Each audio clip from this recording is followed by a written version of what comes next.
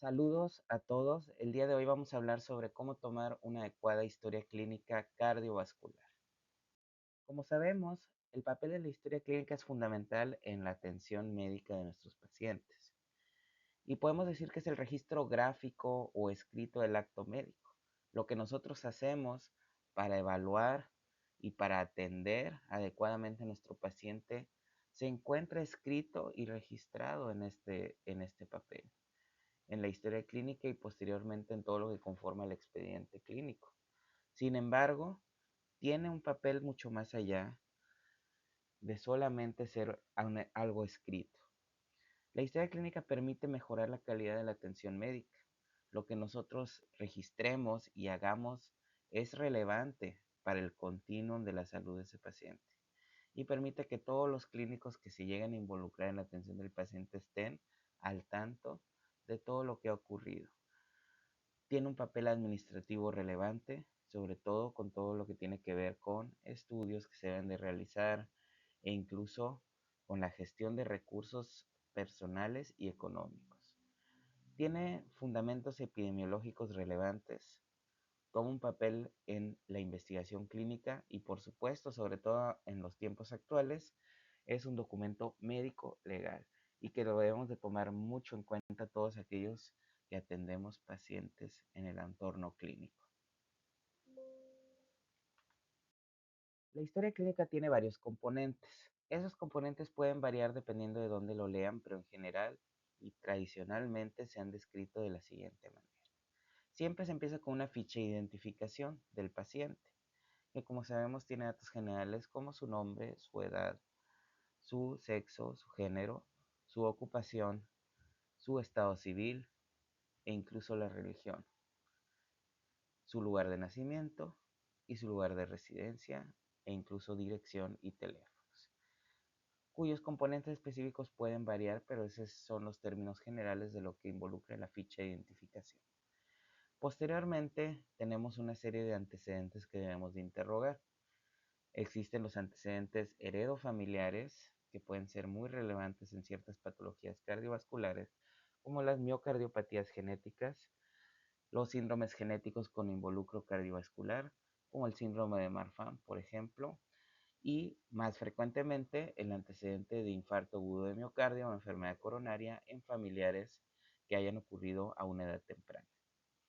Posteriormente tenemos los antecedentes personales no patológicos, que involucran, como saben, varios factores que no son enfermedades propiamente dichas, pero que son hábitos que pueden tener relación con la salud de nuestros pacientes. Tradicionalmente aquí se incluye el tabaquismo, el consumo de alcohol, el consumo de drogas o sustancias, y aquí debemos de enfatizar también el consumo de sustancias homeopáticas o de dudosa procedencia. Hábitos como el ejercicio, la alimentación, la vivienda, las inmunizaciones previas, el antecedente de convivir con personas con enfermedades infectocontagiosas, entre otros. Posteriormente pasaremos al rubro de los antecedentes personales patológicos, que es uno de los más importantes, que principalmente engloba todas las enfermedades que tiene el paciente, como la diabetes y la hipertensión arterial, la dislipidemia, pero también debemos de enfocarnos en antecedentes quirúrgicos, hospitalizaciones previas, antecedentes de traumatismos, transfusiones, y aquí usualmente se incluye las alergias. Estrictamente, algunos incluyen la toma de medicamentos en esta sección. La recomendación actual, sobre todo en pacientes con enfermedad cardiovascular, es que los medicamentos de uso común los tengamos como una sección aparte, ya que muchos de los medicamentos cardiovasculares tienen diversas funciones. Por ejemplo, diversos antihipertensivos tienen un papel en la enfermedad coronaria y en la insuficiencia cardíaca. Posteriormente pasaremos al padecimiento actual, que es el principio, evolución y estado actual del motivo de consulta o de atención del paciente. Después pasaremos ya a la revisión clínica del paciente, cuya exploración física inicia con la toma de signos vitales, posteriormente una exploración física general y enfocada. Todo esto que nosotros vemos aquí debe estar enfocado en el paciente cardíaco en evaluar factores de riesgo cardiovascular, antecedentes cardiovasculares y posibles síntomas cardiovasculares. Es muy importante que en este paciente, sobre todo aquellos que se presenten con síntomas sugestivos de alguna enfermedad cardíaca o que tengan antecedentes del corazón, debemos de enfocar mucho a todos esos factores y cuando existe algún antecedente, alguna enfermedad cardíaca, debemos de tratar de conocer todos los detalles de la misma. En este punto debemos de también mencionar la existencia de un apartado llamado interrogatorio por aparatos y sistemas. Esto normalmente se realiza después del padecimiento actual y realizamos un interrogatorio incisivo sobre síntomas relacionados con cada uno de los sistemas del organismo. En el punto de vista cardiovascular, interrogaríamos sobre la presencia de dolor torácico, disnea, edema, palpitaciones, síncope u otros síntomas que pudieran sugerir alguna enfermedad cardíaca, las cuales veremos en la clase de semiología. Después de haber realizado la exploración física, ahora sí pasamos a los estudios complementarios, no al revés. Sí es cierto que en la actualidad muchos se saltan directamente los estudios, pero hay que tener en cuenta que los estudios deben de ser orientados y enfocados. Pero sí debemos de mencionar que en la evaluación del corazón, el electrocardiograma es fundamental. Y en estos casos sí podemos tomar el electrocardiograma incluso durante o antes de la exploración física en ciertos contextos. Ya con todo esto, podremos realizar un diagnóstico presuntivo o definitivo, establecer un tratamiento y de acuerdo a la patología y a la evolución, establecer cierto pronóstico. Estos podríamos decir que son los componentes generales de la historia clínica. Sin embargo, estos pueden variar ampliamente dependiendo del contexto, sobre todo en el paciente cardíaco. Y una de estas variaciones más importantes es el contexto que encontramos en urgencias. En urgencias, el paciente llega con una patología grave aguda, en ocasiones, o con alguna urgencia sentida. Sin embargo, aquí debemos de enfocarnos en descartar y evaluar aquello que pone en riesgo la vida desde un principio, como lo vamos a ir viendo en los diversos temas de patologías. Por ejemplo, el paciente puede llegar tan grave que se encuentre en un paro cardíaco y que requiera el protocolo ABCD o el inicio de reanimación cardiopulmonar de acuerdo a los algoritmos de la ACLS. La mayoría de los pacientes tal vez no lleguen en una condición tan extrema, pero pueden estar cursando con un infarto agudo de miocardio en evolución, una insuficiencia cardíaca aguda, que puede estar en su etapa más grave, como es el choque cardiogénico, o con edema agudo de pulmón y que requiera soporte. En estos casos, debemos de realizar un interrogatorio y la toma de signos vitales enfocada y de forma urgente. Es decir, que en estos casos de urgencias no vamos a realizar un interrogatorio completo como ya lo escribimos en la diapositiva pasada, sino que debemos enfocarnos en el padecimiento actual, considerando patologías graves, en factores de riesgo cardiovasculares, sin tener necesariamente que en ese momento conocer todos los detalles de lo mismo. Ocurre frecuentemente con aquellos pacientes con un síndrome coronario agudo, donde posiblemente interrogaremos el síntoma principal, que suele ser dolor torácico, la hora de inicio de la sintomatología, características generales y la presencia de factores de riesgo como diabetes, hipertensión, dislipidemia, antecedentes de otros infartos. Y antes de realizar una exploración física completa, posiblemente estemos ya tomando un electrocardiograma. Claro, los signos vitales sí forman parte de la exploración física que debe de realizarse de forma urgente. La presión arterial, la frecuencia cardíaca, la saturación de oxígeno, pero el electrocardiograma nos va a aportar datos fundamentales en este tipo de pacientes. Al mismo tiempo, la exploración física dirigida estaría enfocada en descartar patologías graves como las iremos viendo. Y en la gran mayoría de los casos, todo se hace al mismo tiempo. Ese es el contexto de urgencias, que la mejor forma es tener el contacto, las rotaciones en estos servicios para poderla irlo analizando y aprendiendo. Tendremos otros dos contextos, el contexto hospitalario, donde el paciente ya está hospitalizado y usualmente en estos casos sí realizaremos un interrogatorio completo, ordenado, una exploración física completa y ordenada, y el contexto ambulatorio de consulta, donde suele ser igual. Sin embargo, usualmente tampoco se es tan exhaustivo como lo aprendemos en nuestras clases de propedéutica. Como ya mencionamos, cada uno de los rubros de la historia clínica debemos enfocarlos en el sistema cardiovascular. En este contexto, sabemos que los antecedentes serofamiliares son relevantes. ¿Pero por qué lo son? En primera instancia, como ya mencionamos, la enfermedad cardiovascular, específicamente la enfermedad arterial coronaria, pues es la principal causa de muerte.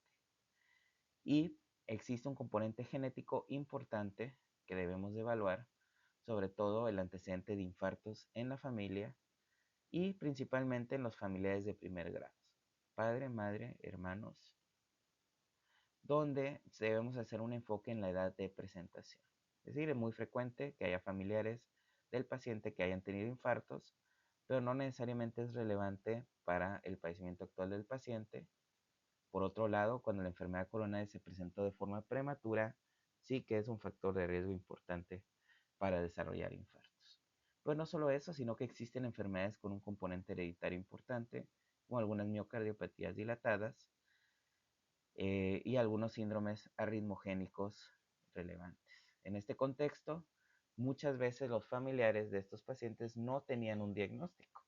Por lo tanto, debemos interrogar el antecedente de muerte súbita en la familia, sobre todo si fue una edad temprana, donde podemos tener pacientes con miocardiopatía hipertrófica o con algunas otras canalopatías. Como ya mencionamos, los antecedentes personales patológicos son varios, pero de estos, muchos toman un papel relevante en la génesis de enfermedades cardiovasculares. De estos, está demostrado que el estatus socioeconómico sí tiene un papel en el desarrollo de enfermedad cardiovascular y sobre todo en el control de lo mismo. La falta de acceso a recursos de la salud siempre era el pronóstico de las enfermedades cardíacas. Pero algo que no se nos puede pasar a preguntar es precisamente el consumo de sustancias. El tabaquismo es uno de los principales factores de riesgo cardiovascular y es muy prevalente en la población general. El consumo excesivo de alcohol o en general cualquier grado de consumo de alcohol incrementa el riesgo cardiovascular. Y por supuesto, muchos pacientes tienen consumo de drogas. De estos, la cocaína es uno de los principales asociados a infarto o miocardio en edades tempranas, pero incluso drogas como la marihuana, que puede llegar a estar hasta cierto punto normalizada, también incrementa el riesgo cardiovascular. Otras como las anfetaminas y todo tipo de simpático-miméticos también tienen efecto en la fisiología cardiovascular. La dieta es importante y la dieta occidental tiene componentes que incrementan el riesgo cardiovascular. Entonces suele existir mucho consumo de ultraprocesados, de bebidas con alta carga de carbohidratos, de embutidos, etc. Y el estrés emocional es relevante también. La depresión y la ansiedad son factores de riesgo, pero además pueden llegar a confundirse con enfermedades del corazón. Los ataques de pánico o el trastorno de ansiedad generalizada cursa frecuentemente con palpitaciones o dolor torácico no cardíaco. La sección más importante del interrogatorio, además del cuadro actual, pues son los antecedentes personales patológicos. Aquí debemos interrogar sobre la existencia de enfermedades de base con riesgo cardiovascular, sobre todo y principalmente la existencia de diabetes mellitus, hipertensión arterial, dislipidemia, obesidad, entre otras. Es muy relevante para este tipo de pacientes el antecedente de enfermedades cardiovasculares previas, pero no basta solo con saber si existe el antecedente de algo cardíaco. Hay que saber cada uno de los detalles, ya que estos detalles modifican de forma importante el pronóstico y el abordaje de su padecimiento actual. Por ejemplo, Algunos pacientes nos pueden referir la existencia de angina, de pecho o de dolor torácico previamente. O no es lo mismo un paciente con dolor torácico que nunca ha sido estudiado a aquel que ya sabemos que tiene enfermedad coronaria documentada a través de pruebas de esfuerzo u otro tipo de estudios cardíacos. Y por supuesto, no es lo mismo aquel que tiene una angina estable a aquel que ya ha tenido infartos agudos de miocardio previos, uno, dos o más.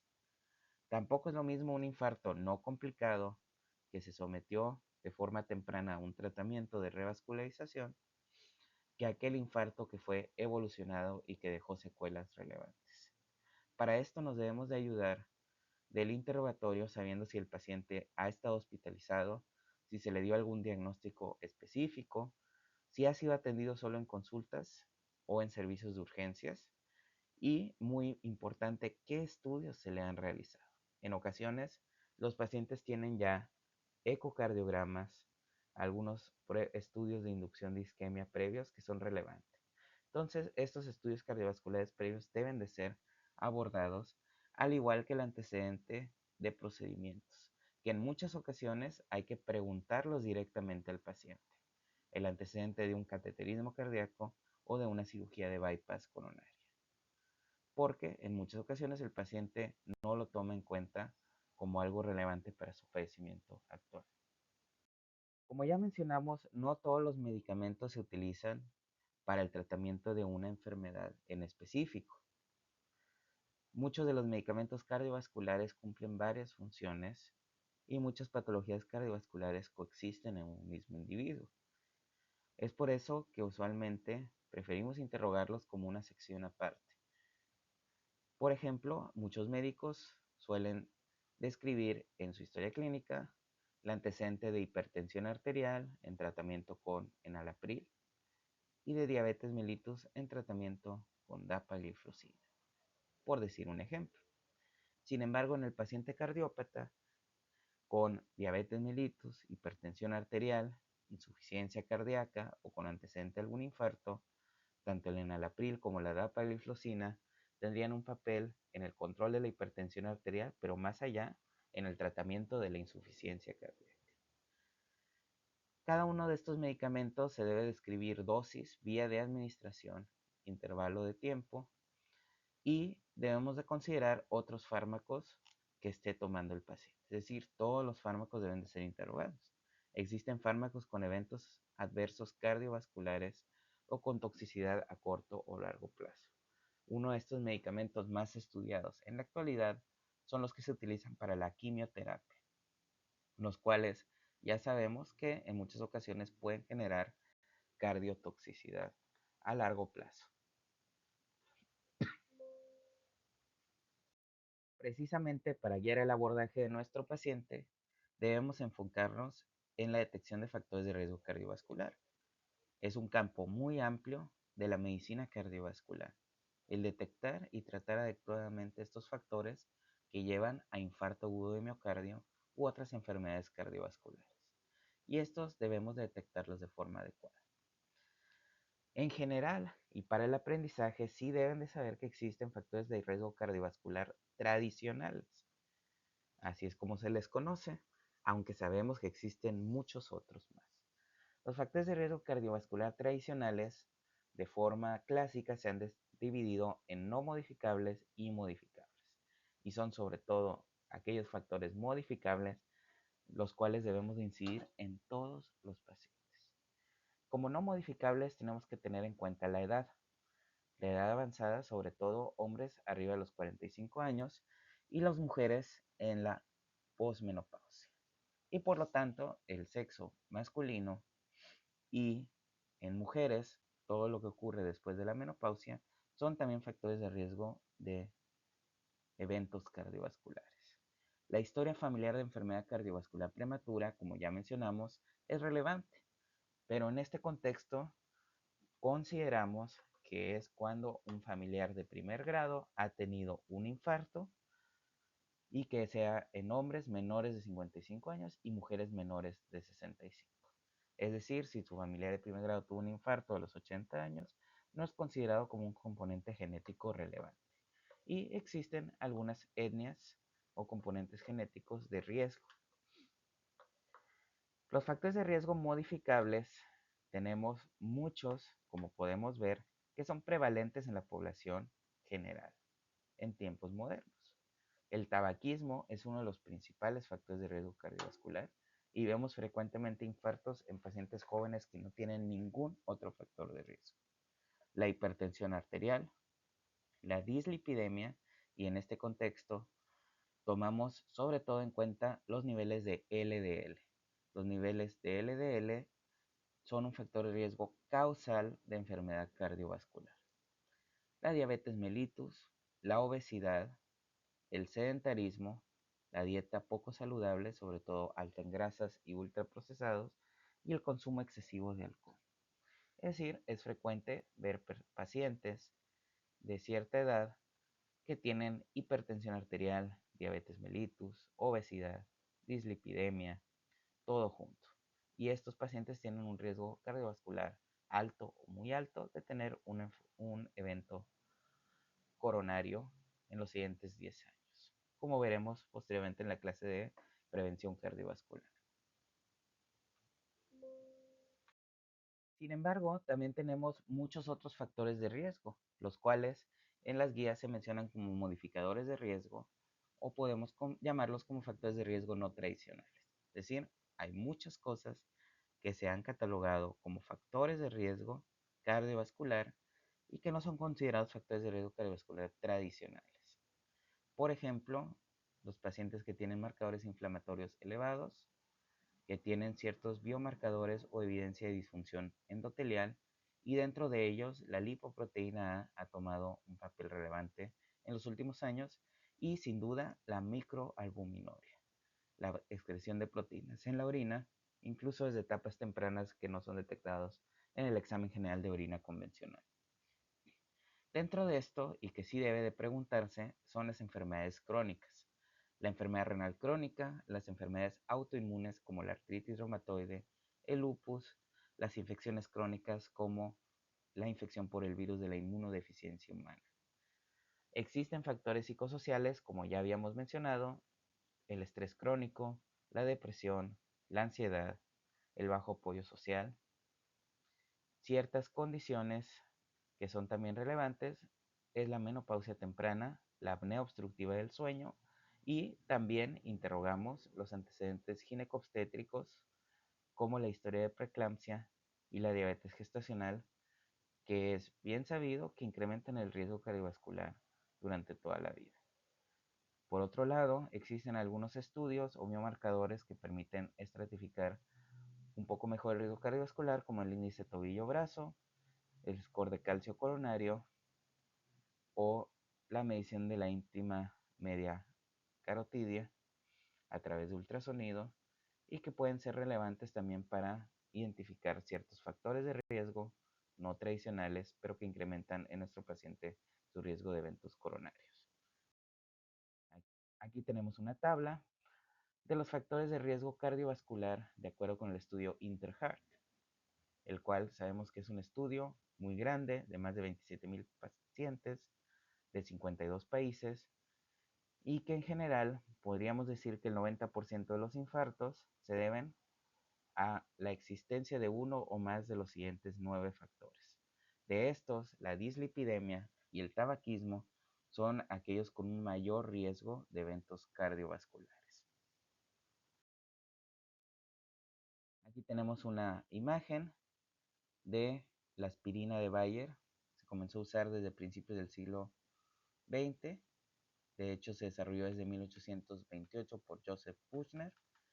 Y precisamente ese ácido acetilsalicílico que podemos ver con una micrografía de cristales es un fármaco que hasta la actualidad, si bien de forma inicial se utilizó como antiinflamatorio, actualmente se utiliza para la prevención primaria y secundaria de eventos cardiovasculares y el tratamiento de múltiples patologías.